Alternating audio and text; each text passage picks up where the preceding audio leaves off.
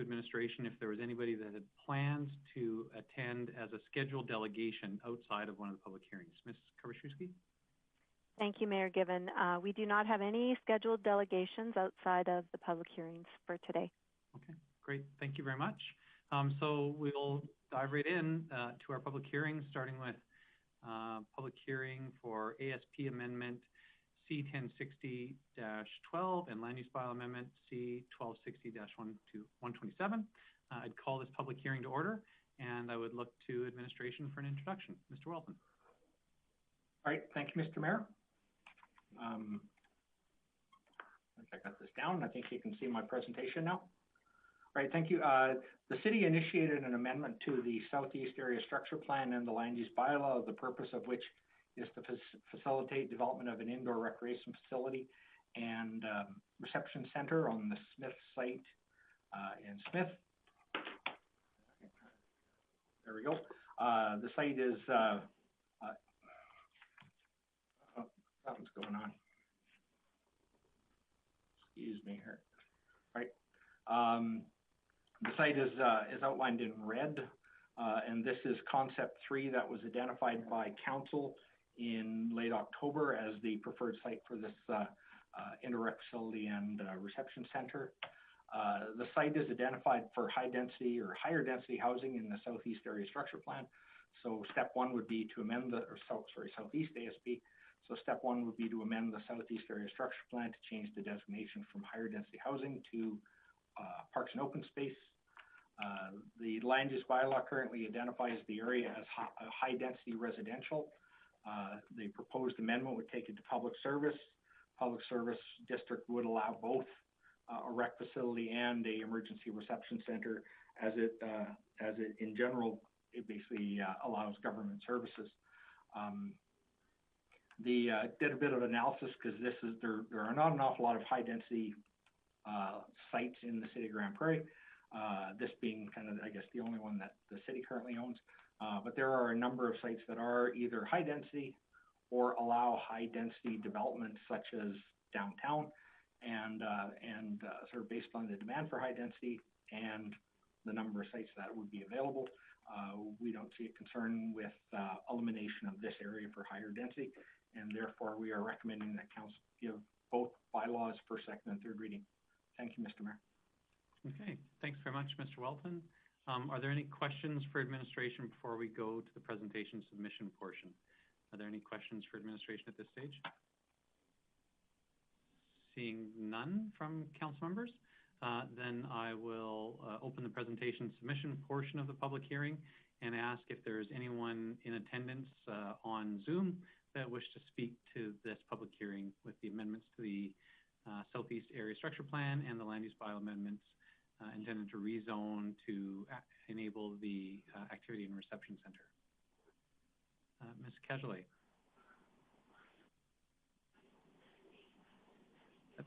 Ms. Cajolet, I just saw you come on screen, and so I was wondering if you were intending to speak to this, and I think maybe not. So are there any members of the public that are here with the intent to speak to this? I don't believe there were. And so I'll just ask one last time before I move on to closing the presentation submission portion of the public hearing. My understanding, and just to administration for this sort of virtual format that we're in, the public did receive notice that this would be coming forward to council this evening, and interested parties were aware that they would be able to attend if they wished. Is that correct, Mr. Walton? Yes, Mr. Mayor. We advertised as we are required under the Act. We had 2 signs posted on the site, which was also required by our land use bylaw, and we did send out I think it was like 95 notices to the surrounding property owners, and all of them identified that this would be the format that people could provide input to council if they so choose. Thank you, Mr. Mayor. Thanks very much, Mr. Walton. Councillor O'Toole? Yes, Mayor Given, I don't know if this is the appropriate time or not, but we did receive a letter from Ms. Michelle Gartner, and she had a number of concerns that she would like to see addressed. Yeah, so Councillor Toole, I mean, this is a time where council could ask administration questions, and so I suppose if there's something that came up in that communication you wanted to sort of question administration on how it would be managed, that now would be the right time to do that. Okay, then I will just repeat the questions that she had. Basically, she's got a concern during the construction of the project. Where would the parking be? Mr. Walton, is that something that you can answer from a planning perspective, or would there be somebody else in administration that would be appropriate for construction questions? Yeah, unfortunately, I can't answer those questions, Mr. Mayor. I wonder, so Councillor Toole, if they're related to the construction of the project or operations, you know, sort of site design potentially, Mr. Walton could maybe speak to, maybe, that may even still fall into engineering. But why don't you go through the list of items and we can see who might be appropriate for them. So the one parking during construction, the second one was access. They were considering asking the city to close off one of the access roads near the soccer fields. It's very close to the neighbors and the back alley, and it becomes very congested to a point where they cannot access out their backyards onto the main road during the soccer events that are taking place currently. And the next one would be the operations.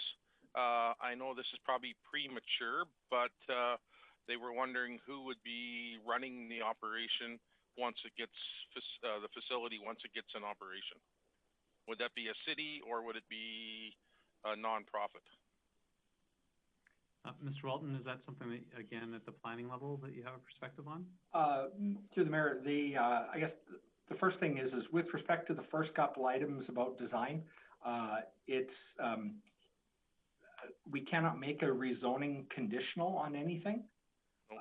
The recommendation I would have is that as the city is designing the site and the building, if you chose to adopt these amendments tonight, is that the city work with people in the neighborhood to make sure that, you know, do some public consultation, do some engagement, and make sure that the needs of the neighborhood are being addressed at the design stage of the site and the building. With respect to the operations, I can't answer that. I'm sorry, Mr. Mayor. Okay, no, thanks very much, Mr. Walton. We appreciate that planning is different than operations or construction. I see Director Miller on screen as well. Director Miller? All right, thanks, Mayor Gibbon. With regards to the parking during the construction, I think we don't have it all figured out yet, but we would certainly work with the contractor, and then also you know, take into consideration what works best for the residents and the traffic flow in the area, and do our best to make sure it's as least disruptive as possible. And then the access routes and the back alley issue that was identified in the letter, that's something we could talk to planning about. And I understand it was kind of an informal back lane for many years, but we could see what could be done or considered for that. And then for the operational model, we've had some discussion about having a not-for-profit operated. So we are considering perhaps an RFP to see who might be interested in that opportunity. And failing that, we'd also look at like the business case for it to be operated by city staff and see what makes the most sense and what works best for the community. Okay, thanks very much, Director Miller. Yeah, and I'd just like to say thank you for addressing those tonight, and I'm glad to see they're in your radar. So thank you. Okay, thanks, Councillor Toole. So any other questions for administration before we close the presentation submission portion of the public hearing and get on to business arising? Seeing none, then I will close the presentation submission portion of the public hearing and close the public hearing, and we'll move on to business arising. We've got a number of motions, Council, and so I'm happy to take anybody that wishes to start it off and with the Southeast Area Structure Plan Amendment. Councillor Minhas. Thank you, Mayor. Well given. Give the council give the first reading to bylaw C 1060-12, being an amendment to the Southeast Area Structure Plan. Okay, thanks very much, Councillor Minhas. So no discussion or debate on first reading. I'll call for the vote. All those in favor? Thank you. And I just don't see Councillor Blackburn appears to be frozen. I see, No, so Councillor Blackburn, are you in favor or opposed? In favor. Okay, thank you. And so that motion In carries favor. unanimously for first reading. Thank you. Councillor Minhas, go ahead. Council give the second reading to the bylaw C-1060-12. Okay, thanks very much, Councillor Minhas. That motion for second reading is open for discussion and debate. Does anyone care to enter discussion or debate on the amendment to the Southeast Area Structure Plan? Seeing none, then I will, Councillor Friesen. Thank you, Mayor Given. I won't be supporting this motion ultimately. When we last spoke of this, we all, talked about, we were discussing between two locations, and we at that time shared our reasons for preferring one over another. And what my colleagues who were supportive of having it at this location, the activity center at this location, we're really giving reasons that apply equally to the other location.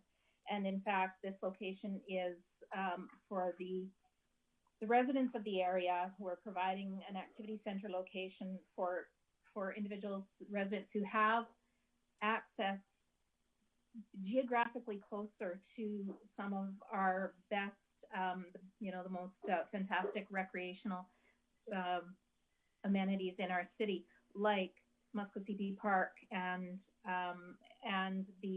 they're geographically closer to the Bike Skills Park, for example, that we just approved in the Lakeland or Crystal Lake area. And so it seems to me that the reasons to put it here are somewhat contrived, and I don't find it compelling to change an AFP and to move land out of what is in control of the city for future high density housing when we are facing, we've just developed an affordable housing strategy. We're facing significant concern in our community over what to do about some affordable housing. So to move this, remove this parcel of land from our inventory that could help meet that need for reasons that to me seemed very contrived is not, I simply can't support it. So I'm happy to take it to third reading tonight, but ultimately I will not support this amendment. Okay, thanks very much, Councillor Friesen. Any other discussion or debate? I will say that I was opposed to the project being on the site initially. I still think it's probably not the best option. Having said that, it is the option that council chose. And for us to be able to meet the deadlines that are required, I think we need to move through the process as swiftly as possible. I think it's still a very tight timeline. And to give the project the best chance of success, and our administration the best chance of completing the project the council directed them to do, I believe we're kind of at a point where we need to support it. So, I let my opposition to the site be known before. So I find myself in a position tonight to be able to say I'm voting for this in order to move it forward so we have a chance of completing it on time. Councillor Bressie? Thank you, Mayor Given. I respect and understand the opposition to changing an ASP to remove some high-density housing inventory from the city stock. That being said, in my mind, I think this actually activates that land better. I know when I first became aware of this land, it was a couple months after election. It was one of the first contentious kind of things that I remember coming to the Community Living Committee. And I remember looking at this land and going, I can never see myself supporting putting high density, low income, or even seniors housing here, because it's a neighborhood that doesn't have other assets in it unless somebody wants to cross an arterial road. And it's surrounded by other housing that fits demographics that often are in low-income housing. I think if we want to create housing that people deserve to live in, then it should be in neighborhoods that have great places for them to get recreation and meet their neighbors.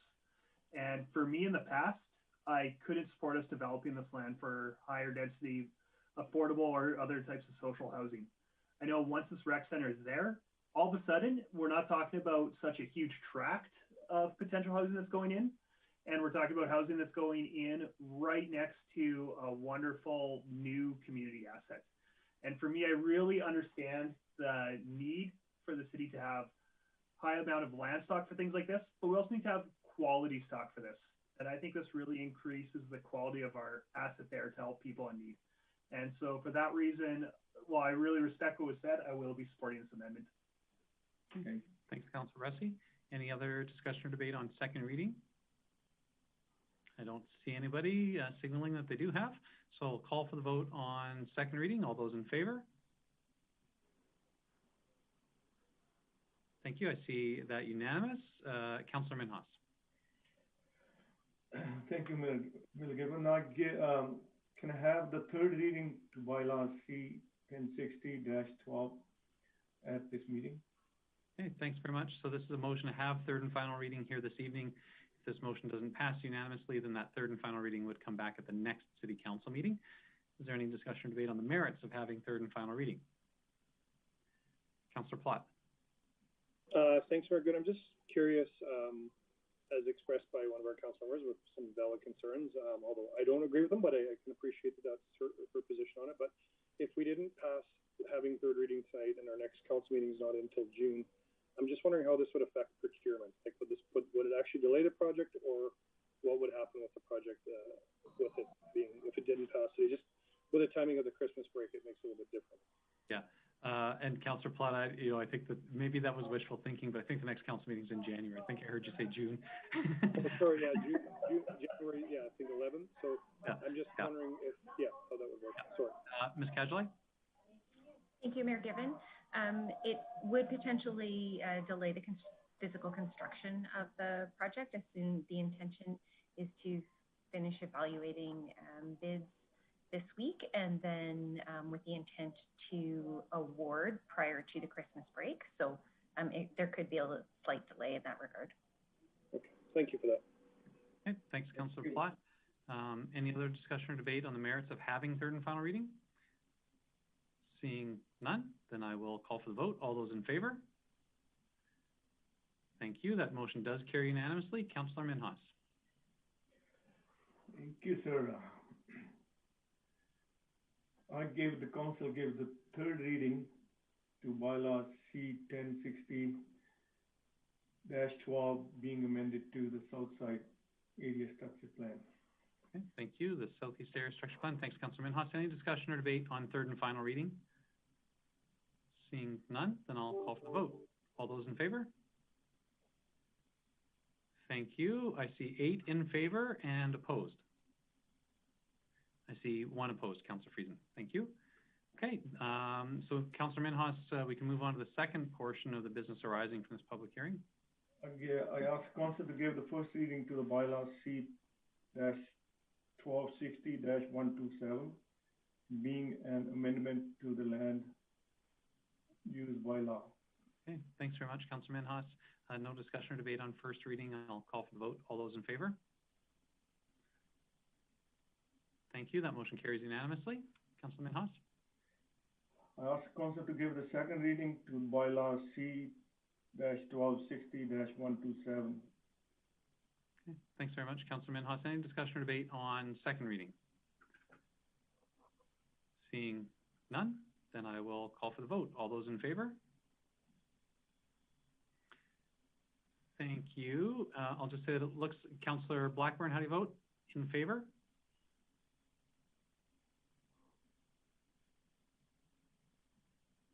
Councillor Blackburn, your video is a bit slow, and so just with a distortion, maybe better just with an audio from you.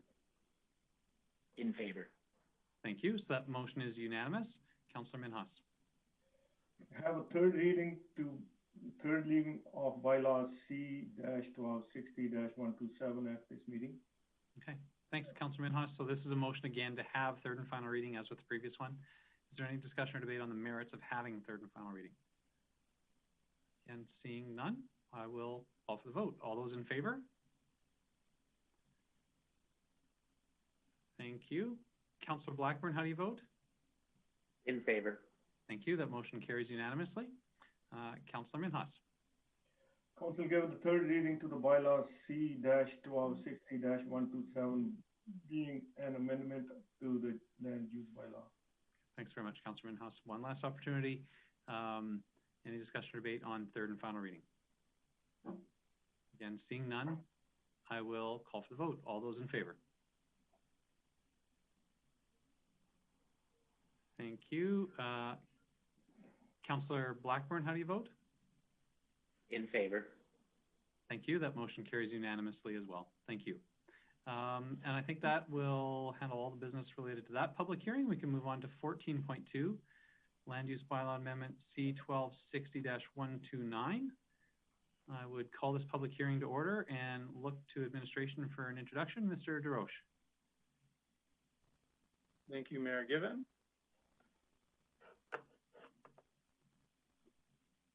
The proposed bylaw is an amendment to the Director Control District 13 of the Land Use Bylaw. The subject location is on the east side of the city off of 92nd Street in the Crystal Heights area. The subject site is surrounded by low-density residential uses. It is a location of a telecommunications tower, which, because of the presence of these telecommunications facilities, there are also underground utilities that restrict the development of anything requiring a permanent foundation.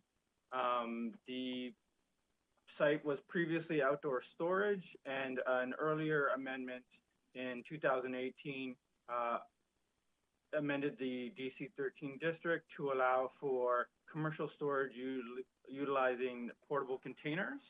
This amendment is a proposed revision to the site plan, as well as converting the use of the existing warehouse that is currently used as storage for a furniture business to be used as commercial storage as well.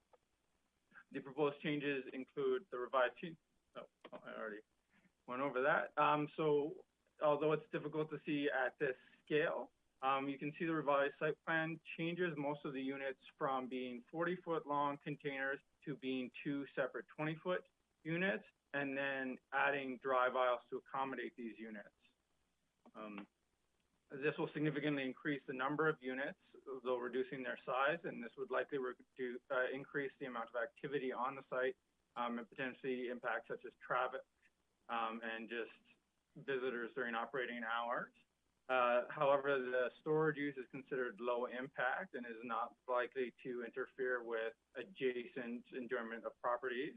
Also, the site is accessed from an arterial road, 92nd Street, and not from the adjoining residential areas. Further, the site is buffered from adjacent residential properties by PULs, as well as the landscaping setbacks required on the property. Stakeholder engagement involved the usual notification for bylaw amendments. This included letters to adjacent property owners, advertising in the newspaper, sign on the property, and a few other notification methods. We received one phone call from a nearby resident who indicated that they were displeased with the increased intensity of 92nd Street and that they did not support commercial use at that site. They cited concerns in general with increased traffic from commercial activity, the potential for heavy traffic, the potential noise impact, and just reducing their enjoyment from their property. So those concerns have been noted. However, we feel that the proposed changes will not significantly impact the amount of activity off of 92nd Street in factors such as traffic and noise, in the sense that an arterial road wouldn't normally have. And so the proposed changes do not significantly change the use of the site. It may increase the intensity of the use and number of visitors. However, it may allow for a more efficient use of the site, and the impacts are mitigated by the access location, buffering space, and the landscaping and screening requirements proposed in the DC as shown on the site plan. So administration recommends the council give all 3 readings to the proposed bylaw. Thank you. Okay, thanks very much, Mr. DeRoche. Are there any questions for administration at this stage, council? Any questions for administration? Councillor Plott. Thanks, Mayor Given. Just looking at the report, just how they're phasing it out, I guess, with phase 1, phase 2, phase 3. I'm just wondering, I guess, if they did phase 1, and then they wanted to switch, would we have to reapprove if they wanted to switch to a phase 2, or once we say this, as long as they kind of stick to their plan, they're fine? Just trying to understand process on that a little bit. Mr. DeRoche. Thank you, Mr. Mayor. So the development officer does have a level of discretion in those types of things. So there may be flexibility in terms of what the phasing actually looks like. However, what they develop needs to follow this site plan very specifically. Otherwise, it may require another amendment to the DC unless it's within a variance that's allowed in the land use bylaw. Okay, so they couldn't add more units without coming back for another amendment. Thank you. Through the mayor, no, they would not be able to add additional units without coming back. Okay, thank you for that, Mr. Roche. Okay, thanks, Councillor Palat. Any other questions for administration? Councillor Ressi. Thank you. Mr. Roche, I'm curious if there was any consideration given that just for increased noise that this will have in terms of all of a sudden you had containers between where any vehicles might have and any houses, and presumably those doors opening and closing were facing away from houses instead of now, if I'm understanding the sign correctly, they'd be facing towards houses on at least on the south side. Was there any consideration given to what changing where those driving aisles might create? Mr. DeRoche. Thank you, Mr. Mayor. So that was a consideration during the analysis, just in terms of it does create drive aisles closer to existing properties as well as the opening of the containers. However, there is a significant distance between those containers, the drive aisles, and existing properties, as noted, because of the public utility lanes and then the required side yards. So my opinion is that it would not be a significant change. Great. Thank you. And if I may, one more, Mayor Given? Sure, Councillor Ressi. Would there be hours of operation that it would be limited to, or would it be able to operate, would customers be able to access it 24/7? Mr. DeRoche. Thank you. The facility, through the mayor, the facility will have operating hours. They may be specified in the development permit, as is done occasionally. That hasn't been determined at this stage, but it may be a stipulation. Thank you. Thank you. Councillor Minhas, I think I saw you with your hand up. Yeah, I think, thank you, Dylan, for asking the question. But I have another question, like when you said they won't increase the units more, did you talking about 215 units, or are you talking about old 191 plus 45, 136? If we don't pass the bylaw.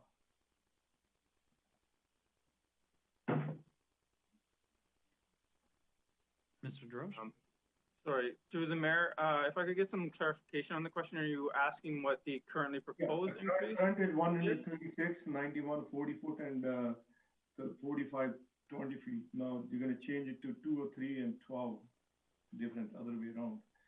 So what are you talking about when you say? I guess, Councilor Minhas, is it the question, what is the current number of approved units, and what is the proposed number of units? Is that what has it already been approved for? And if we made this change, how many would it have? Thank you. Mr. Mayor, so the current district allows for 91 40-foot units and 45 20-foot units. The proposed change would accommodate 12 40-foot units and 203 22-foot units.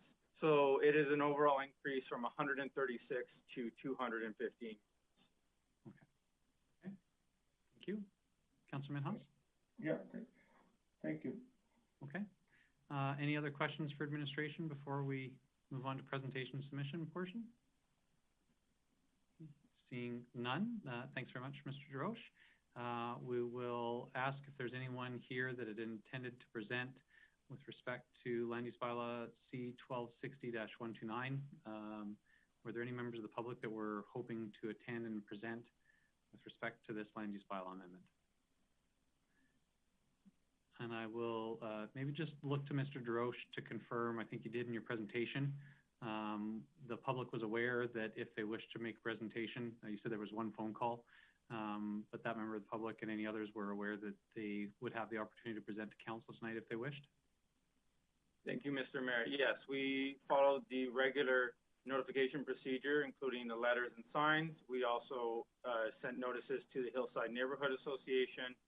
There was a gentleman who called to express his concerns, and though he wasn't able to attend the meeting, he asked that I convey his concerns.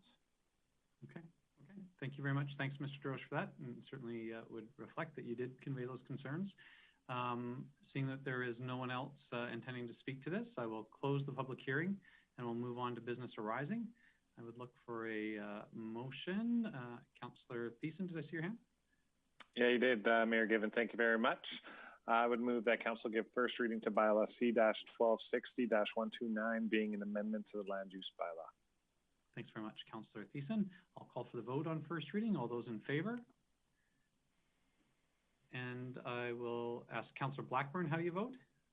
In favor. Okay. And I'll just observe that I don't see Councillor Friesen on my screen. And so I have 8 votes in favor. And Councillor Friesen was absent from that vote. Just with our technology, if you're not on screen, then we'll just take it that you've left the room briefly, which does happen even during physical in-person council meetings. Councillor Thiessen, we can move on to second reading. Awesome. Thanks, Mayor Given. I would move that council give second reading to bylaw C-1260-129. Okay. Thanks very much, Councillor Thiessen. Any discussion or debate on second reading? Councillor Russi. Thank you, Mayor Given. I'm struggling with this one. I'm going to vote in favor of second reading, but I'm going to take a couple minutes to think about how I'm going to vote if and when we get to the third reading. And that is the question I asked. Really, is the nut of it. I don't like the idea of there being cars and people potentially loading and unloading their stuff between the containers and the houses in the area. I'm worried that there's potential, especially at night, for there to be noise of lift gates on trucks and doors and people chatting and things moving around, opening and doors opening and closing, just creating a negative impact on the residents above it, next to here. And that's a risk that I think is very minimal. Both times we've talked about this, noise has been brought up as a concern. I think the risk of noise is very minimal with the current approved site plan, where there's always going to be a container between a vehicle and people and houses. But I think that this design has a lot more potential for that noise impact on neighbors. But where I'm struggling with this is I also don't like those neighbors looking out at an empty gravel, unimproved lot like it is right now. And some improvement might be better than what there is right now. I note that this also includes privacy slats in the fence and some landscaping.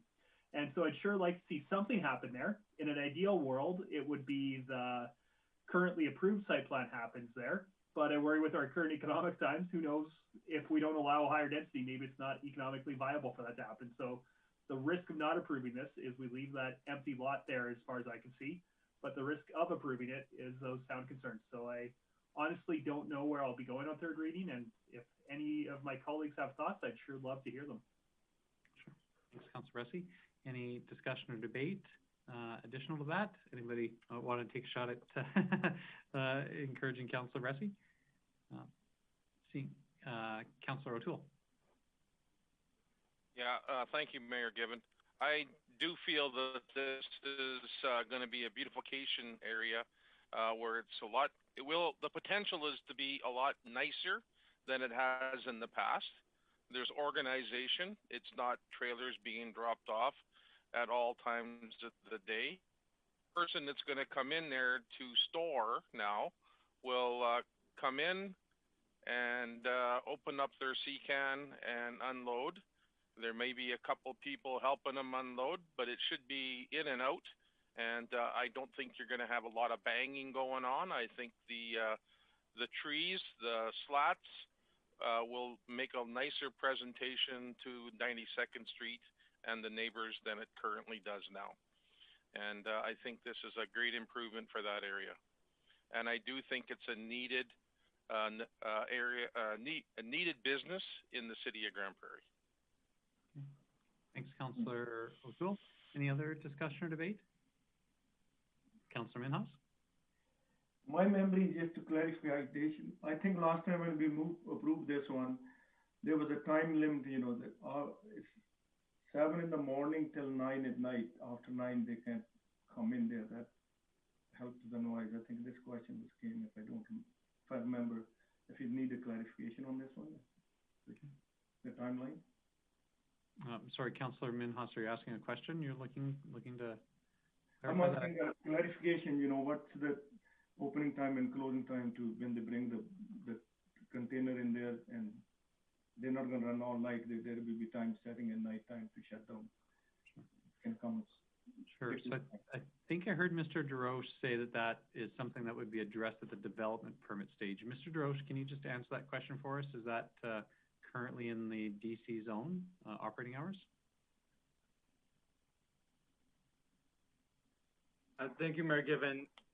The operating hours could be a condition of the development permit, but they are not specified in the DC at the moment.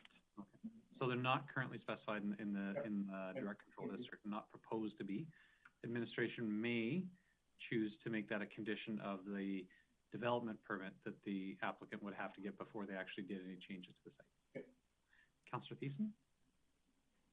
Yeah, thank you, Mayor Given. I'm just going to speak from personal experience at this time. Hopefully, they'll help Councillor Bressy with the noise attenuation, we'll call it. Just recently, over the last 3 weeks, I've been part and privy to being helpful to friends who are moving. They had a lot of stuff stacked away in storage containers, you know, conflicting move in and move out dates. Also, with my experience through Canadian Mental Health Association, we used a lot of storage lockers back in the day to move our clients. Typically, I think the biggest impact on residences might be just the cars turning the corner with the headlights there, because usually when you're accessing a storage locker, the door goes up once, your U-Haul or whatever, that goes up once, and then you go from there. So largely mainly talking, but I don't think there'll be a lot of loud banging or anything like that that'll actually happen. Typically, the door opens once and closes once, and same thing with the U-Haul. Now, if it's truck, it's another deal altogether, but you don't want to be doing that at night. And so I think, I don't know, I think the risk to neighborhood enjoyment is really minimal with this expansion. I apologize, Mayor Given. Could I provide a clarification? Yes, absolutely, Mr. Drosh. Sorry, there is a clause within the DC that requires the hours of operation to be limited. It just does not specify exactly what those hours will be. That will be up to the development officer. Thank you very much for the clarification. So there is a put another way, they can't be 24 hours a day and unlimited. There has to be some kind of limit, but that limit is not set. Okay. Yes, Mr. Mayor. Thanks very much, Mr. Roche. Appreciate the clarification to get it exactly right. Any other discussion or debate on second reading? Seeing none, then I will call for the vote on second reading. All those in favor? Thank you. That motion carries with 8 in favor. Mayor Given, sorry, yeah. I have, I don't know what's going on with my Wi-Fi here, but I'm back. I'm just going to leave my video off because okay, great, anyway. Councillor Friesen, thanks for letting us know that you're back. Yeah. Were you in attendance for the public hearing portion? Were you online then? Mostly. I wasn't on for the duration, so I'm okay to sit this one out. Okay. I will. Yeah, I will just say then that maybe just out of an abundance of caution and to be. Yes.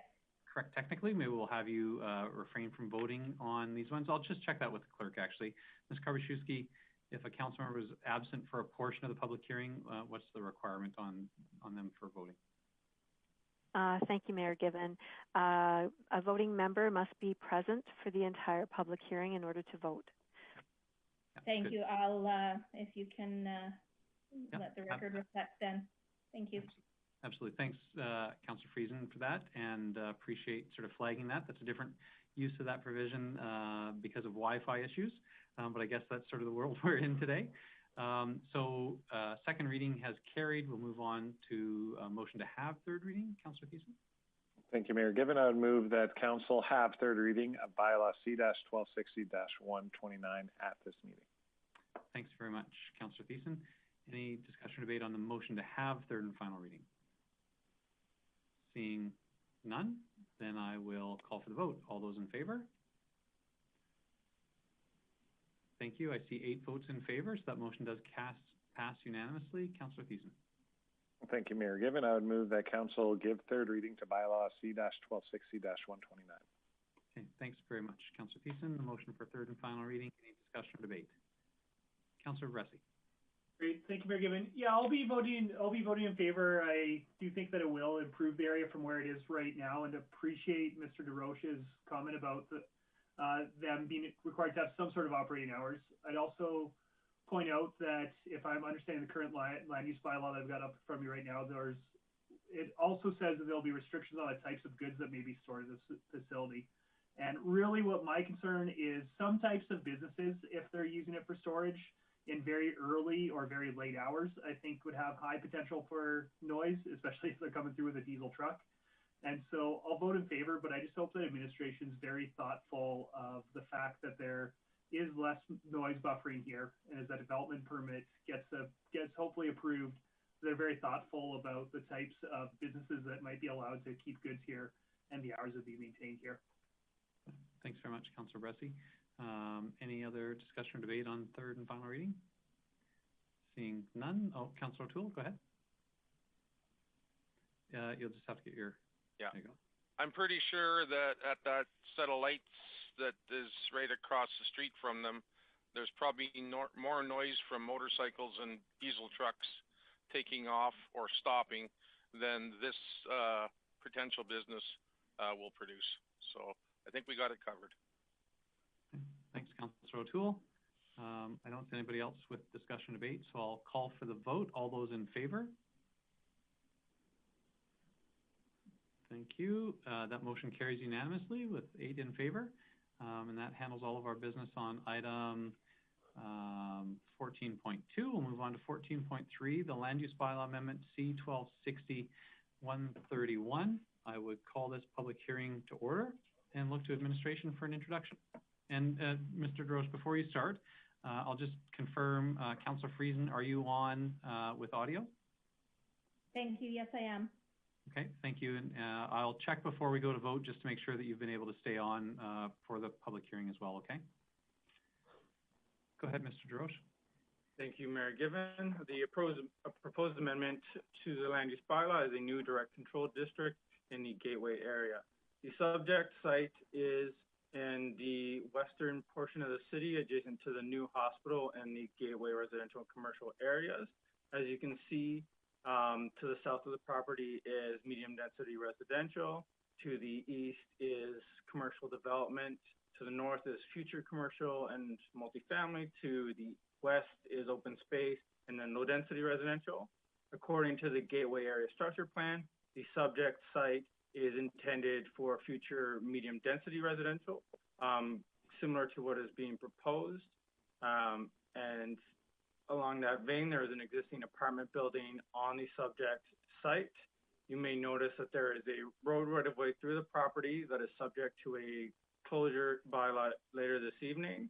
Now, the road right of way will be re-subdivided at a later date once more detailed engineering work is done to determine the final alignment, including width and exact location of the roadway. And so that is why such a large area is being rezoned to the DC. It is to accommodate the building as well as allowing some flexibility for the future subdivision of that road through the area, after which the property, the remainder of the property would be rezoned likely back to medium density residential or something similar in nature. So the proposed direct control district is very brief. It allows for permanent supported housing or an apartment building, and it designates City Council as a development authority, which means in order for a project to move forward after this stage, the actual design will need to go to council for approval for a permit. Just a refresher on permanent supportive housing. It is a supported housing facility where residents with complex needs, such as mental, physical, or behavioral health challenges, receive housing, including 24-hour supports for whatever challenges they face. I'm not going to read the whole definition because it's quite extensive, but it's a reminder. So the proposed development is medium density in nature, similar to the existing buildings in the area.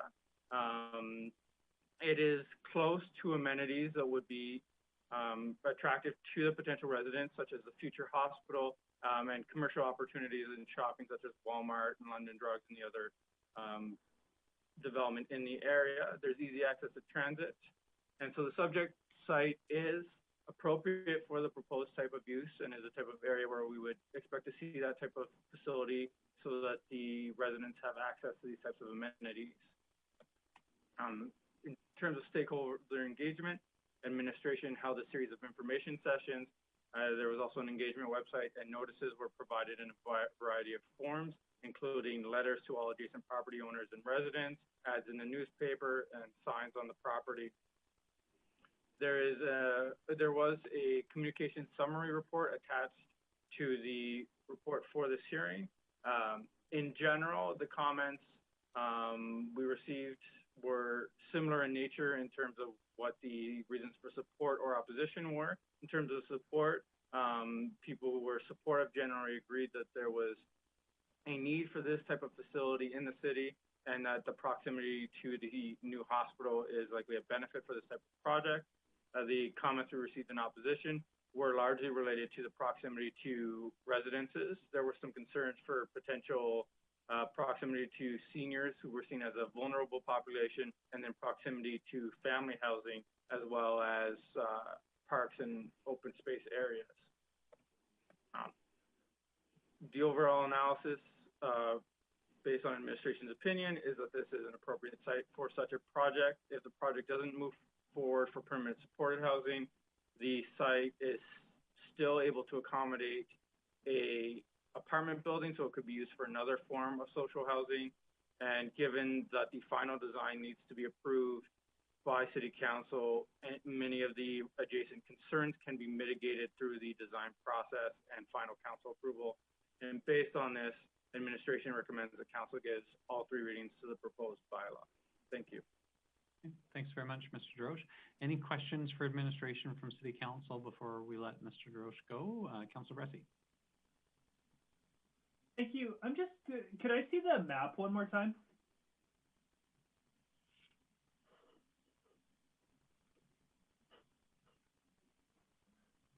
Thank you. So does, that's a bigger space than I thought it might be. Does that include Margaret Edgson Manor, or would Margaret Edgson Manor be to the north of this? Thank you. Through the mayor. So Margaret Edgson Manor is part of that site, and the reason for that is because of the need to address the road alignment and future re-subdivision through this process. So including apartment building in the DC district means that Margaret Edgson Manor will not be legal non-conforming. However, it allows us to move the project forward. We are concurrently doing an engineering analysis to determine where the best location on that area would be to site the actual project. And based on those results, if the project moves forward, there would be an additional subdivision with the new road alignment, a parcel for the new project, and it would likely involve rezoning Margaret Edgson Manor back to medium density residential. Was there any conversation with Grande Prairie Residential Society? I think operates that, but whatever society operates that manor, was there any conversation with them specifically? Thank you. Through the mayor, we did meet specifically with Grande Prairie Residential Society, who is the city's partner on the project. So they own the building, the land is owned by the city and leased to them. And we also met with Grand Spirit Foundation, who operates the building on Grande Prairie Residential Society's behalf. Some of them also attended our information sessions. And so they will, well, I probably shouldn't speak to them, but they were consulted in this process. Great, thank you. Thanks, Mr. Droche. Any other questions from council for administration? Seeing none on screen, I'll just clarify, Councillor Friesen, that you're still with us and you didn't have any questions. Is that correct? That is correct. Thank you, Mayor Given. Thanks, Councillor Friesen. Okay, seeing no other questions from council, we will open the presentation submission portion of the public hearing. My understanding is that we did have one delegation that wished to speak to this public hearing.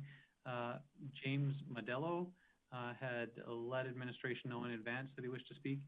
Mr. Modello, if you're here, and it looks like you are, you're welcome to turn on your camera and your microphone. That's the equivalent of joining us at the council table in chambers. And we would welcome you to turn on your camera and microphone. And you're welcome to make a presentation to council about your views on this. We'll give you a few minutes to do that, and then there'll be an opportunity for council members to ask any questions that they might have to get a better understanding. Go ahead, Mr. Medella. Hi, thank you, Mr. Gibbon. As one of the residents here and owner of this place, I have some questions regarding the house being built by the city of proposed that this house is like Rotary house being built, or are those people living that houses has a mental problem or drug related problem, because on the future it can affect the safety of the family and especially the communities or the residents, the people living here, because I can see some like if this like they can handle and how safe are we, like my kids when they go out or when they play in the parks, and I know this like this situation or like this project, I think that there could be effects of some family, but I don't know if there's the way that city can make a way, or they can support or give like a safe environment as residents here and the Westgate area. Thank you, Mr. Modello. So I'm sure council members may have questions for you, but I mean, I'll just at a very early part say that there is a difference between what is being proposed here and Rotary House. Rotary House is an emergency shelter that is intended mostly for short-term stays, where people may stay overnight and are required to leave during the day. And it is not generally intended that people would be living at Rotary House. The majority of the use at Rotary House is not for people that are living there long-term. And so that is different than what's being proposed here. Permanent supportive housing is intended for people that would live in the property for a longer period of time. They would be free to come and go, but they would not be like Rotary House where at a certain time in the morning they're required to leave. They would be residents of the property on a regular basis, and the suggestion is that there would be 24-hour-a-day on-site services and staff at the property to provide security and other services to the residents of the property. So just to give a little bit of a description between the difference between Rotary House and what is being proposed here, this permanent supportive housing is not the same as Rotary House. All right. Thank you so much. Okay. Were there any other questions that council wanted to ask Mr. Modello to get an understanding of his concerns? Any other questions? I don't see any others. Mr. Modello, was there any other questions that you wanted to ask of us?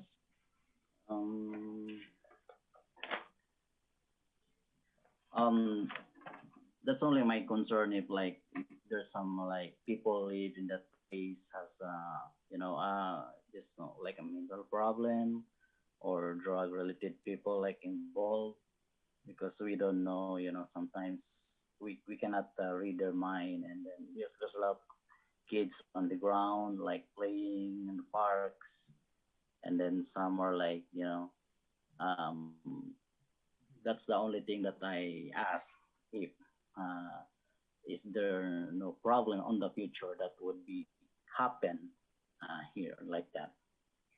So, Mr. Modello, just to be perfectly clear and ensuring that all the facts are on the table, I think it is fair to say that people that would be living in this property would likely have some level of either mental health or addictions issues.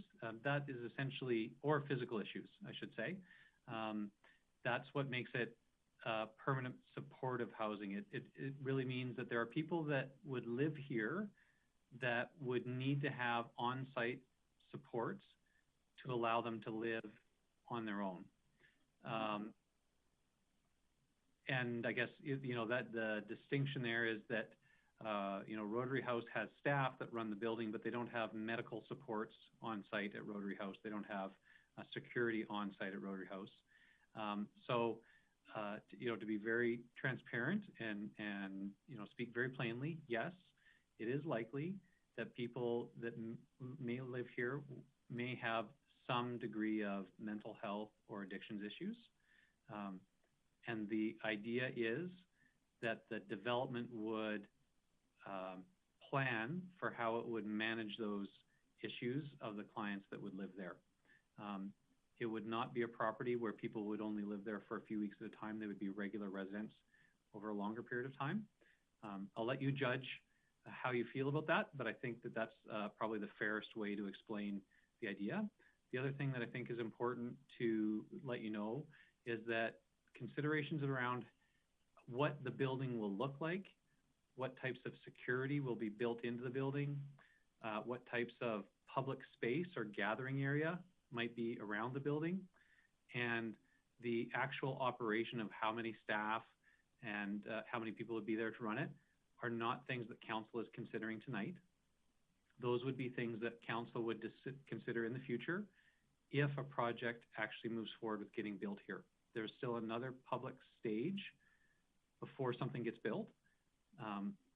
For anything to get built on the site, it would require a development permit, and there would be another public hearing where you and residents in the area would receive notification of that development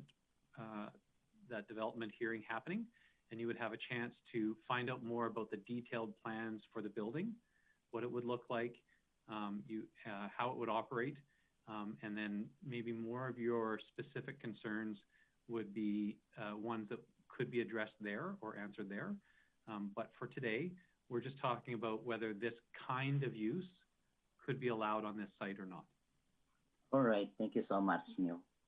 Okay, so I say all that to encourage you to stay involved and to make sure that you know that there will be other opportunities for you to bring forward any concerns, that nothing can happen on the site without the public knowing about it. Yeah. So that's why, like, some of my friends asking questions, so I just decided to join so that make some my mind clarify, to give them what's happening and update them what's being like built in here, what type of people, So that's why I'm just eager to join this meeting and can extend to them so that they have an idea also.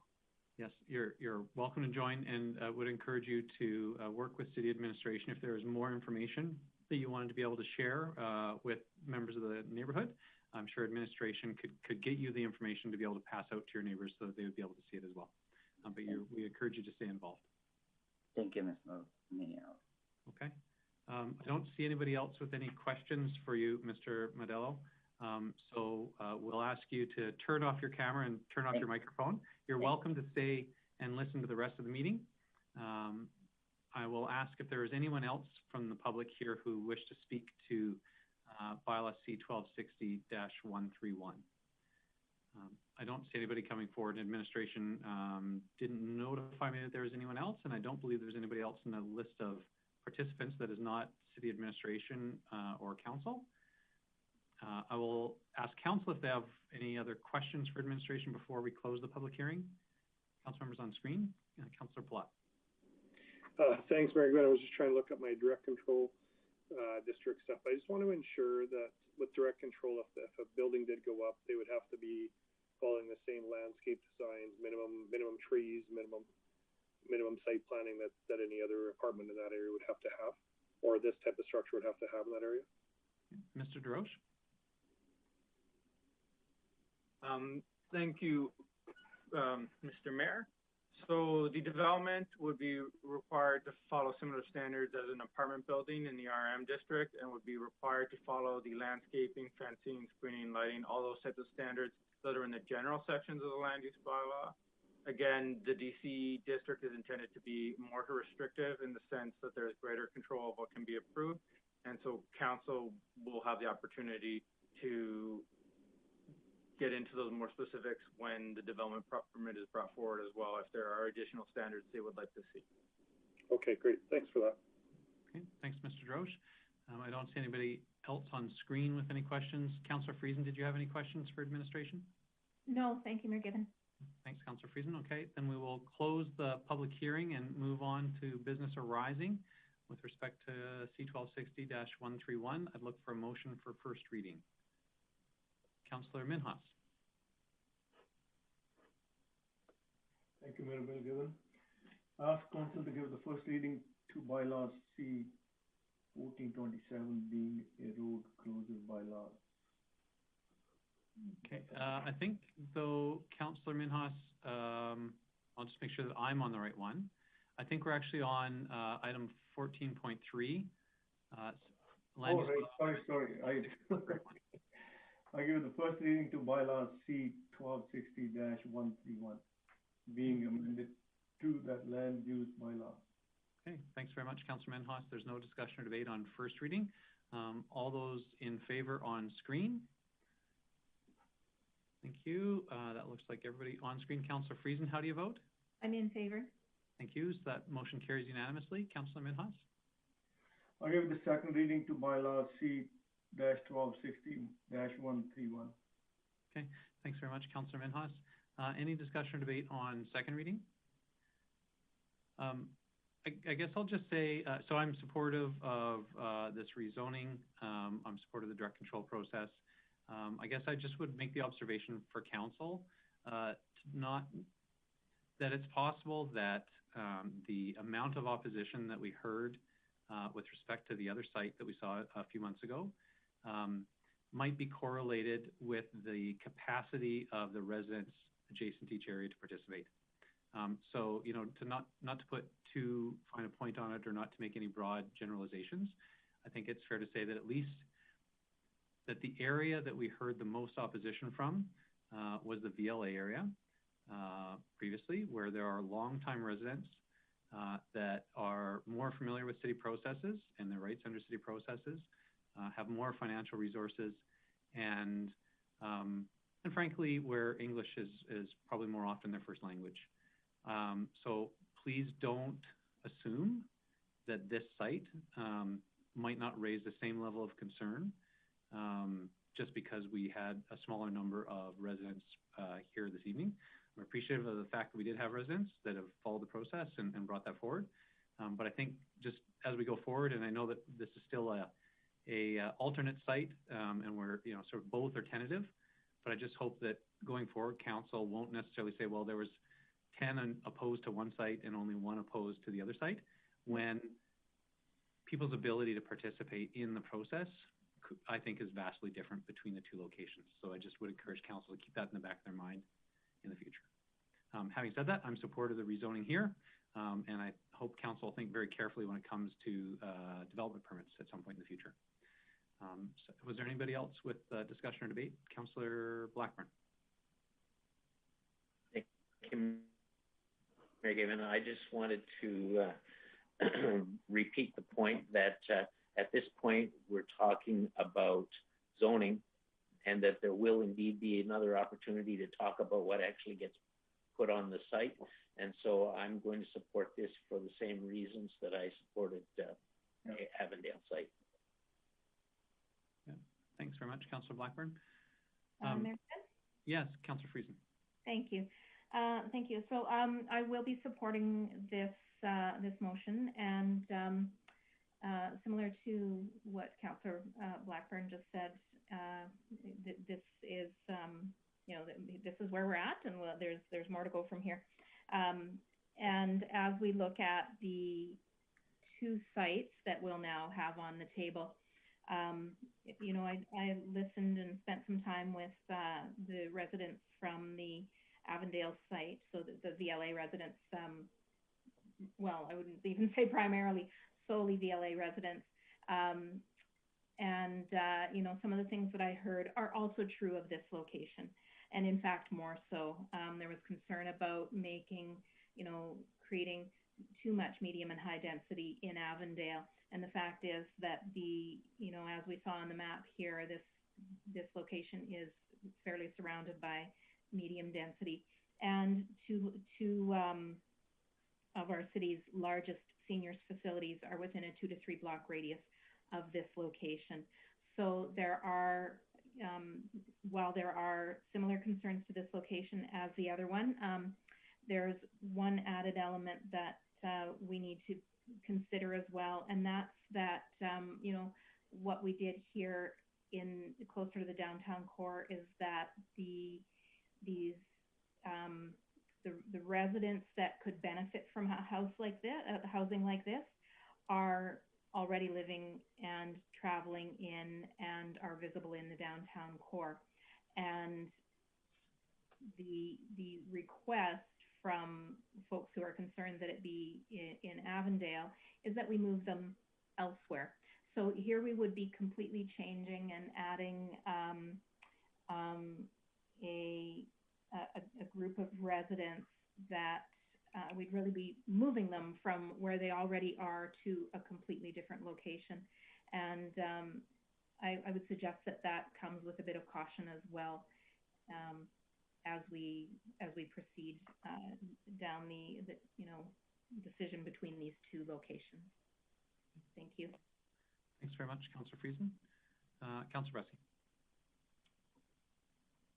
Thank you, Mayor Given. I know after we talked about the Avondale site and we first directed administration to go out and work on the site, I got asked to attend a Westgate Neighborhood Association meeting and got to hear from Neighborhood Association members about their concerns of the site. So I'm glad that Mayor Given pointed out that there will be residents here that are very strenuously objective to this. I've met with them, and one of the things I actually brought up is there are a lot of people similar to some of the issues we see downtown already in this neighborhood because of the bottle depot, and they saw that increase significantly in the neighborhood when the bottle depot opened, and they're concerned there might be more of that. So there is concern in this area. I think though something that's very different about this site than the Avondale site is it's about 5 times the size potentially of land that can be used for this, which means that there's a lot more ability to create buffer between this building and surrounding residences. There's a lot more opportunity to build on-site amenities, both indoors and outdoors, so the residents of this building don't need to leave that property and don't have to go into the neighborhood to have a smoke or get some fresh air or access various wellness programs. And so I think there are some differences that make the site more likely to succeed than the Avondale one. That being said, there absolutely are people raising their families here, and older people are vulnerable here. And so community impact really has to be weighed carefully as we do this project. So I'm definitely voting in favor of rezoning this. I tend to think this is probably a more viable site than the Avondale site, but still, when that development permit comes before us, if it even comes before us, I don't know how I'll vote then. And a big factor in my vote will be how well do I feel that impact on the local community will be protected and minimized. All right. Thanks, Councillor Bressie. I don't see anybody else in the queue to speak on. Councillor Platt, yeah, go ahead, second reading. Thanks, Mayor Given. I'll be in support of this, and mostly just because I think we have another site. This is another site potentially that we can start modeling things out. And you know, when it comes to that point, then sounds like we're going to have some fun debate where we see this thing landing in the community at some point. But I think for tonight, I'll be in support so we can have that conversation in the future. Yeah. Thanks, Councillor Platt. You know, and I'll just say this is in line, just to add to what I said earlier. You know, I hope Council will be supportive of administration expending the resources that it needs to expend in terms of public engagement should we move forward on the Westgate site. You know, I think that there's a difference between equality of process and doing the same thing for everybody and equity of process. And by that, I just mean it might take more effort to engage this population than the population in the VLA neighborhood. You know, for example, you have former city council members in the VLA who are very familiar with public hearings and process and what they can do. And, you know, to my knowledge, I don't think we have any former city council members living in the Westgate neighborhood directly adjacent. So we just, you know, we may need to put more effort into it. And so I hope council will, you know, kind of keep that top of mind if and when the site comes up for additional consideration, that they really charge administration with the doing what they need to get out to that population. I know that our management team would want to do that. I don't think it's a question of desire. It's actually sort of more on council to say, hey, we need to go above and beyond in some cases in order to make sure that things are equal or equitable at least. Councillor Clayton? Thanks, Mayor Given. Yeah, I agree with some of the comments that Councillor Bressie made. I guess one thing for me to bring in perspective is making the decision.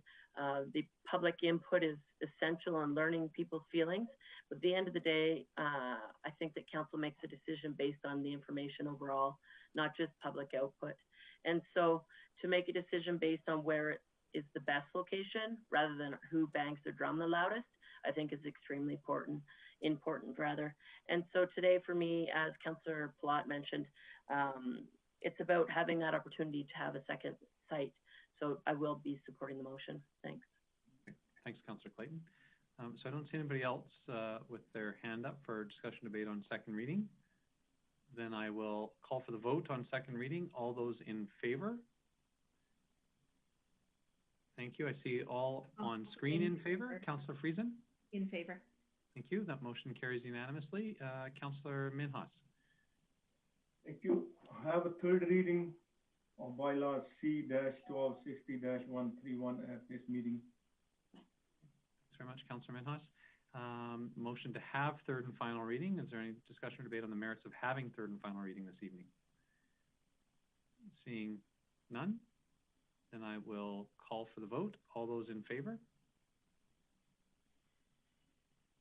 Thank you. Councillor Blackburn, I see you in favor. Councillor Friesen, how do you vote? In favor. That motion carries unanimously. So we can move on to third and final reading. Councillor Minhas. Ask the council to give the third reading to bylaw C-1260-131, being an amendment to the land use of bylaw. Okay, thanks very much, Councillor Minhas. Any discussion or debate on third and final reading? Again, seeing none, then I will call for the vote. All those in favor? Thank you. Councillor Blackburn, how do you vote? In favor. Thank you. Councillor Friesen, how do you vote? In favor. Thank you. That motion carries unanimously. And we'll move on to our final public hearing on item 14.4, Road Closure Bylaw C-1427. This will probably seem fairly familiar. I will call this public hearing to order and look to administration for an introduction. Thank you, Mayor Given. An application has been received to close a portion of undeveloped road plan 0021976. It's an extension of 107th Avenue. I'll just share that.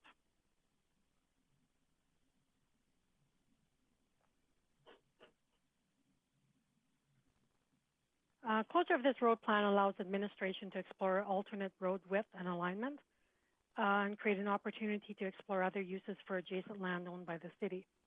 Notification has been undertaken in accordance with the Municipal Government Act, and it's recommended that Council give third reading to Bylaw C-1427, being a road closure bylaw. Thanks very much, Ms. Sherbach. Any questions for administration at this stage? See none from council members on screen. From Councillor Friesen, do you have any questions for administration? No, I don't. Thank you. Thank you, Councillor Friesen. Okay, thank you. Thank you very much, Ms. Sherbach. I think you can also stop the screen share. Thank you. And so we will open the presentation submission portion of the public hearing. Are there any members of the public that intended to make a presentation with respect to this proposed road closure bylaw? Again, I'll just observe that there doesn't appear to be anybody in our attendee list other than Mr. Modelo, who is still listening. It doesn't appear that there's anybody in our attendee list that is not with the City of Grande Prairie, either on council or administration. And so I will ask one last time if anyone's aware of any members of the public that wish to present on this road closure bylaw. Seeing no one coming forward, then we will close the presentation submission portion of this public hearing, and we'll move on to business arising. I would look to a council member for motions arising. Councillor O'Toole. Thank you very much, Mayor Given. I move the council give first reading to bylaw C-1427, being a road closure bylaw. Thanks very much, Councillor O'Toole. There's no discussion or debate on first reading. I'll call for the vote. All those in favor? Thank you. Councillor Blackburn, how do you vote? In favor. Councillor Friesen, how do you vote? In favor. Thank you. That motion carries unanimously. Councillor O'Toole. I move that we give second reading to bylaw C-1427-3. Oh, sorry, 1427. Thanks very much, Councillor O'Toole. Any discussion or debate on second reading? Seeing none, then I will call for the vote on second reading. All those in favor? Thank you. Councillor Blackburn, how do you vote? In favor. Councillor Friesen, how do you vote? In favor. Thank you. That motion carries unanimously. Councillor O'Toole? I move that we have third reading of bylaw C-1427 at this meeting. Okay, thanks very much, Councillor O'Toole. This is a motion to have the third and final reading of this road closure bylaw tonight. If this motion doesn't pass unanimously, then that final reading would come back at the next City Council meeting. Is there any discussion or debate on moving forward with third and final reading this evening? I don't see anybody on screen raising their hand. Councillor Friesen, I know that you would speak up if you did want to say something. So I will say that there is no discussion or debate then on that point. I will call for the vote on the motion to have third and final reading. All those in favor? Thank you. Thank you, Councillor Clayton. I see everybody on screen in favor. Councillor Friesen, how do you vote?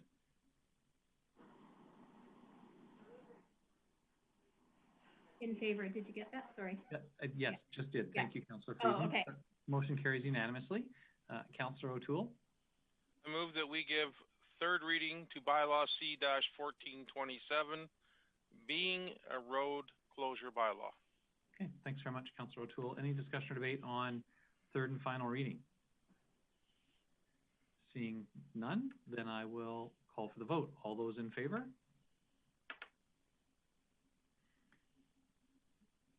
And Councillor Friesen, how do you vote?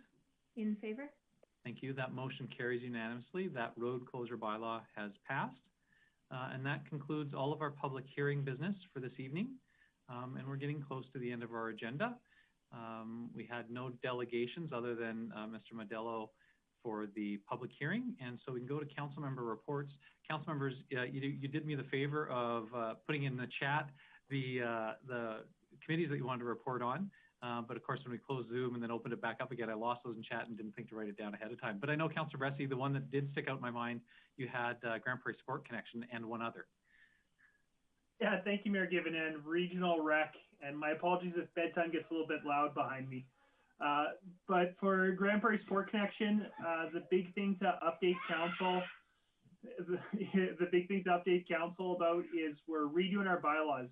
And the big conversation is the current bylaws don't really define what municipalities get to have a membership and appoint a voting board member. And that seems like a gap. So we're trying to figure out what does municipalities contribute. And the debate, it seems like some sort of financial involvement is appropriate, but should that be a set amount or should that be a per capita amount? We don't really know. But we want to make sure that the smaller municipalities in the region can get a spot at the table, but also they have some skin in the game if they do. So if any of my colleagues have thoughts on that, please let me know. And then the other one was Regional Recreation Committee. Councillor Clayton and a few members of our administration and I got to attend a meeting last week. And in exciting news, there was some good talk about black ice in the region and did a study of how often a sheet of ice during prime time is booked but nobody actually shows up to play on that ice. And found out that there's a lot of that black ice in the region, and there seems to be a lot of opportunity to increase our utilization. So we directed our administrative working group to go out and look at other municipalities and bring forward policies such as a financial penalty if you book ice and you don't use it. Because of course we as councillors know that ice, even if you're paying $200 for it, it costs more than that for the municipality to host it. And so even if somebody's paying a rental fee, if they don't show up and use it, it's usually costing the municipality money, and it's taking opportunity away from other residents. So we want to minimize that, and maybe that will prevent us from having to build a few new arenas in the region. So that was the good news coming out of regional rec. What I'll just say is more disappointing news was conversation around the potential the GP football club project, the big, huge field and tournament facility. There was conversation in the regional rec committee and a vote on whether or not, if something like that got built, it would be considered a regional facility. And the committee voted no, that would not be considered a regional facility in the committee's eyes. I guess that for now, that means it would be seen as just a city facility and something that would only benefit and only impact the city. And so that was a bit of a disappointing vote. However, the committee did vote to have the football club come and present to it in a meeting early in the new year. So I'm hopeful that the committee will change its mind on that. Thanks, Councillor Bressie. Thanks to the other council members who put into the queue the other presentations or the other updates that they had. Councillor Bressie, you said you also, sorry, that was your two, or did you have Sport Connection? Good. Yeah, similar but different. Yeah. Thanks very much. Councillor O'Toole, you said you had Community Futures. Yes, Mayor Given, thank you very much. We met last week. In fact, I had 3 meetings booked at the same time. So, but I did go to the Community Futures meeting.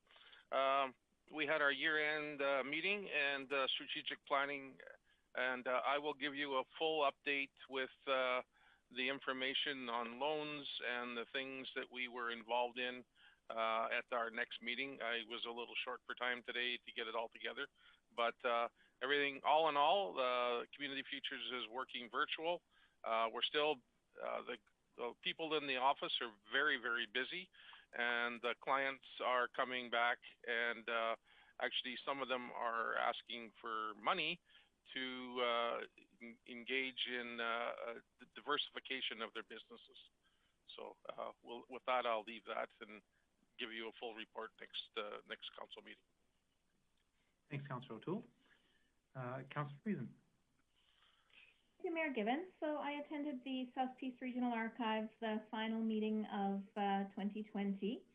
And one thing that really stood out, and I'd like to just report a couple of things from, was the annual review of the strategic plans that the SPRA has. And I just want to point out a few things where great strides have been made this year, you know, despite maybe because of actually our challenges due to COVID. So one thing that has really happened is that the SPRA has strengthened relationships, not only with funding partners, I'll get to that in a minute, but also with just community. Alyssa, the executive director, Alyssa Curry, is very involved with Cubs, Girl Guides, Center for Newcomers. So just a really non-traditional ways of thinking about connecting with community members that would be interested in or would benefit from understanding what the archives is all about and the information that the archives contain. So that was really neat to hear. Also, reducing barriers for people coming in, or for people because they're unable to come in. The SPRA has done an excellent job of being able to provide information despite the physical inability for people to, you know, come in and access it like they usually would. And that in part is due to digitizing of records, which they made great strides on this year because of just the time capacity they had to do so. Also promotion through social media and channels like that. But the really big news that I wanted to share is that it was actually in the strategic plan for the archive to secure a temporary location for the archives. And as we all know, through the good work of the of colleagues at the city, is that they have been able to secure a permanent location. To move over to Centre 2000 is really beyond what was expected at this point in time, and the SPRA is very grateful to City Admin for making that happen. And then the other thing that some great strides have been done in is funding. Alyssa Curry has spent a lot of time accessing grants and working with funding partners, and it's been a really successful year financially for the SPRA. So all good news, and thank you very much. Thanks very much, Councillor Friesen. Councillor O'Toole. All right. I just want to talk a little bit about the combative sports. And I've been with a number of combative sports commissions throughout the province. We've got a number of them here, 1, 2, 3, 4, 5, 6, 7, 8, 9, plus the Alberta government, plus Alberta Health Services have worked together to get some policies in place for hosting an event in this COVID times. I don't think Grande Prairie will be employing any of these procedures, but I do want you to know all the commissions together worked very hard to come up with a plan that would be universal throughout the province of Alberta. So what goes on in Edmonton will be the same as what goes on in Calgary, which goes the same thing as what happens in Grande Prairie if we decide to host one, or if we get a promoter that's willing to come up here. But other than that, pre-event requirements and considerations, medical examinations and weigh-ins, event requirements, and post-event requirements and considerations. So this will be something that is going to be available to any promoter, and we will be, what it really did for me is brought all our commissions together, and we actually had great conversation, and we all talked about the different concerns we have. But it doesn't matter where you are in this province right now. If you want to host an event, this is the book that will supply you with all the information. So thank you very much, Mayor Given, and hats off to Alberta Health Services, and hats off to the ministers involved. Okay, great. Thanks, Councillor O'Toole. Councillor O'Toole, did you also have the Bilingual Municipalities Association? Yeah, that was, I had 3 meetings all at the same time, but we happened to work them out a little bit, and I wasn't able to go to this event, this meeting. It was on Zoom as well, but I got Rebecca Lee, which is my support help here at the City Hall. I think she drives me. I don't know if I drive her, but anyhow, she attended, and they also had some things that I will bring a full report back next meeting. But I just wanted you to know that we did have our meeting, and sounded like it was pretty good. Excellent. Okay, thanks, Councillor O'Toole. I think that's all the council member reports from our external agencies, boards, and commissions. So we'll go to council member roundtable, and maybe for a change, we'll start with Councillor Friesen, who's off screen. Councillor Friesen? Well, thank you, Mayor Given. Of course, none of us is out and about very much in the community, but there's a couple of things I want to comment on, and I've been meaning to do this one for a few weeks, but the speed indicator lights that we have put up are just fantastic. There's one heading into downtown from the west, and one heading out of downtown from the west, and that's between my house and my place of business. And so, of course, I travel them periodically or frequently, I guess. And it's really cool to see brake lights go on when those speed indicators flash that they're traveling above the indicated speed. So thank you to Enforcement Services for procuring those and getting those put up. It does make a big difference.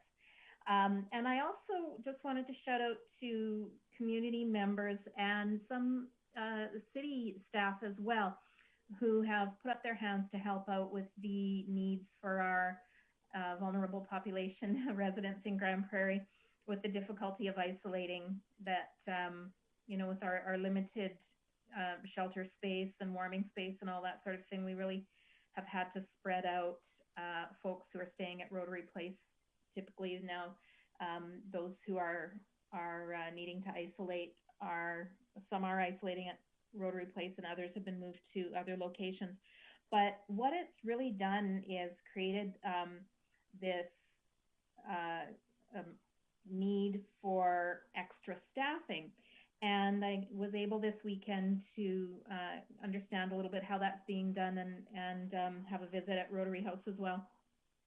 And I am really grateful that we've had community members and indeed regional, some folks from not in the city of Grande Prairie who've put up their hands to help out during this time. And there's a handful of city staff as well who've said, yeah, this is something that I have the capacity to do and can help out with. So they've volunteered to be moved over to help with our homeless residents who are having to isolate.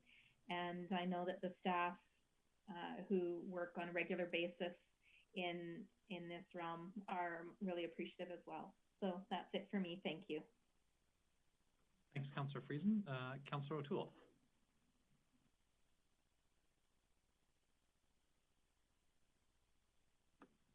We just don't have your audio, Councillor O'Toole. Sorry about that. I just got kicked off Zoom, and now I'm trying to regroup here. So I just do have one comment. Alexander Martinez, he was in Mexico this last weekend. He was in a fight which is organized by the UFC, which is Ultimate Fighting Championships, is one of the top rated in the world. And he was able to win his bout. He's now got a 7-0 record. And I just want to thank the Pursuit of Excellence Committee over the years that supported him. Some of the money that he used, he went to see Georges St. Pierre in Montreal and trained out there. And he's very well, he's going up the ladder at the right pace, and he's meeting the right people, and success is coming. I also wanted to announce that, acknowledge that Ian Stobie, that received some money from Pursuit of Excellence, also is just turned 18, and he's in the same road. He's going very, very well, and I basically handed off to good coaching that's here in Grande Prairie, good gyms that have supported him, and also, once again, the Pursuit of Excellence. So with that, we have made some very strong athletes and got some world-class athletes living in this city in the sport. Thank you. Thanks, Councillor O'Toole. Councillor Thiessen.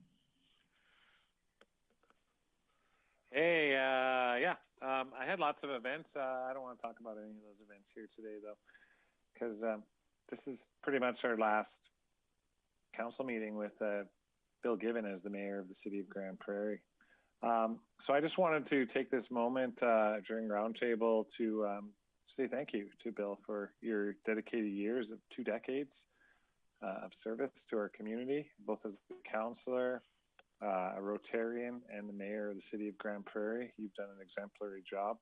I thought I'd go later in this, but 8 years ago, Bill, we sat down for a coffee and we had a very disputed conversation. You were asking me to come on council, in fact, if I remember, and the topics that how it changed the world, we didn't seem to mess with, and I don't think we ever really did, but that's okay, because at least I can recognize that not every idea can be accepted, but you know, a good leader will always be remembered, and I think you're exactly that, Bill.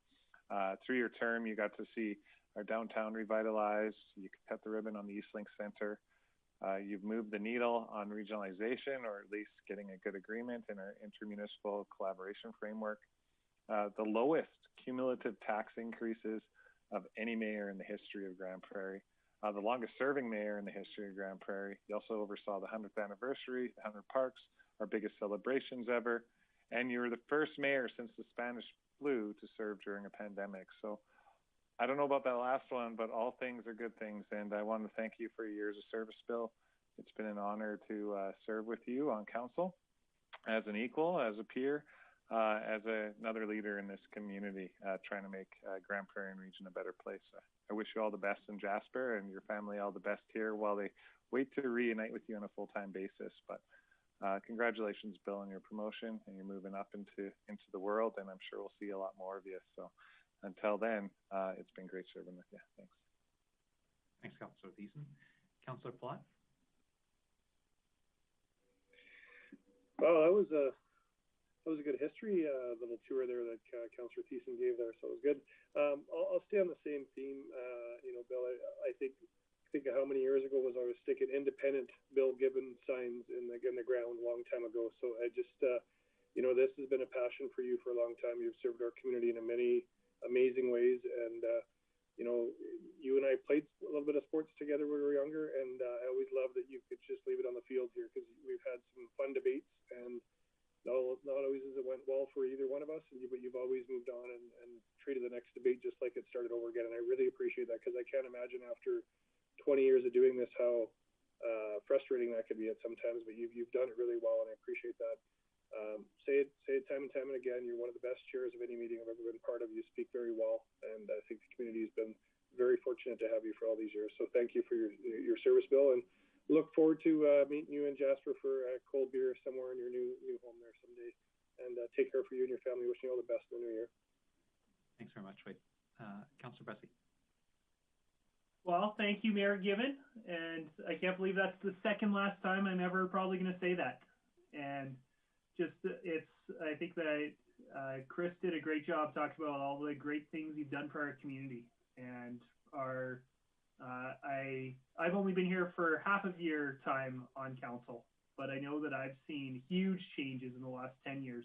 And I can't even imagine what it's like looking at here over the last 20 years. And I know that you were very much one of the driving forces behind making this a great, viable, awesome community, even through all the growth and all the challenges it's had. So you've given a lot to this community. And I know me personally, when I first moved here, I was a few months here before I got invited to have a quick coffee with the mayor.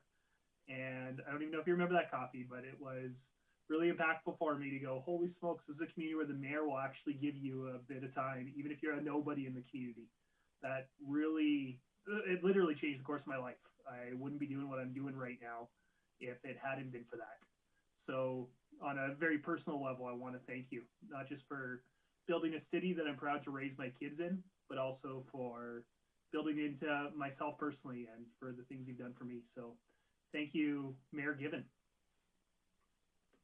Thanks, Councillor Bessie. Councillor Blackburn. Thank you, Mayor Given. I'm not going to repeat the things that have been said. I heartily endorse each of the comments that have been made, Bill, and I'll just give you a heartfelt thank you for your time and your service. And since this is the last public meeting that we will have before our council break and before Christmas, I just want to wish everybody within earshot a happy and a festive season as best that can be managed given the circumstances this year, and with the hopes that we will have a far more prosperous 2021. Thank you. Thanks, Councillor Blackburn. Councillor Clayton. Thanks, Mayor Given. Great comments made tonight. Councillor Thiessen, thanks for the history lesson, so many things. I know when I moved to Grande Prairie in 1999, just over 20 years ago, it didn't take me long to hear about Bill Given. And in my early days in the community, I was involved heavily with the Chamber of Commerce and would hear great things about this new young whippersnapper that was, going to council. And I remember the time when you decided to take the leap and announce to run for mayor, and was truly proud of the passion and the hard work that you put in to represent this city. There's nowhere that I travel that hasn't met you or knows of you and speaks very highly of you. You've always represented our city very well. And even speaking in a circumstance that you may not support or that you necessarily may have lost a vote, you always represented us very well when I'm sure there was times it was difficult. The time away that you've sacrificed from your family and friends over the years it adds up. It's tough on everyone, and you know it more than anybody. So thank you for the time you've put in. Thank you for doing an incredible job of representing this community. And thank you for pushing council last term and this term, pushing me to recognize and appreciate other opinions, and leading us through tough discussions regionally. You know, you were always the advocate for a big global vision within the region, and I think that's extremely important as we go into the next few years. There are difficult times ahead, but I really believe you've laid the groundwork for an incredible future in this region, and it's due a lot because of you. So thank you for that. And like I said, thank you for your time. And as Councillor Palat said, it'll be great to come see you in Jasper. Make sure you get a good place, big, good place, so that you can accommodate as many people as possible, because I know there will be lots of people knocking on your door for a coffee or a beer. So although we can't all spend as much time together this holiday season, you know, let us know, be known that you're in our hearts, your family's in our hearts, and we wish you the best. Thanks very much, Councillor Clayton. Thanks to all of you for the kind comments. I'm very appreciative. I'm also appreciative that I don't think Zoom captures what's going on with my face right now. But you know, thank you very much. It's really kind. And obviously, the year end and any kind of ending is an opportunity to look back. And you know, looking back this year, it feels like it's been all challenges. But I'm reminded that there have been difficulties in the past over my time on council, and we got through all those. This is a bit of a unique, very unique, challenging time that we're going through together as a community. And I think my big observation or thing that I'd like to encourage people to keep in mind is that any of those challenging times in the past they're in the past. We got through them as a community, whether it was, you know, in my time on council or the many councils that were here before us. They all went through their challenges, and some no less devastating than what we're going through today. And there were many, many good years that followed. And it can be difficult to think about the good years when you're in the middle of something very challenging. And so I'll just say, with my experience on council, yeah, keep that perspective that when you're in the moment, things can seem devastating, and they are, but they do pass. And we have to keep in mind that our community's best days are in front of it, not behind it. And I think that's the type of view that council needs to bring with us to the table every day. And looking back, I think the other thing that I am is thankful. I'm thankful for the work of administration. I'm thankful for the council members that I serve with and have served with. And I'm thankful for the community that has allowed us this opportunity to serve and who've been so willing to share with us their wisdom and cultures and knowledge. Thank you. And with that, we'll call our meeting adjourned. Thank you, Bill. We love you.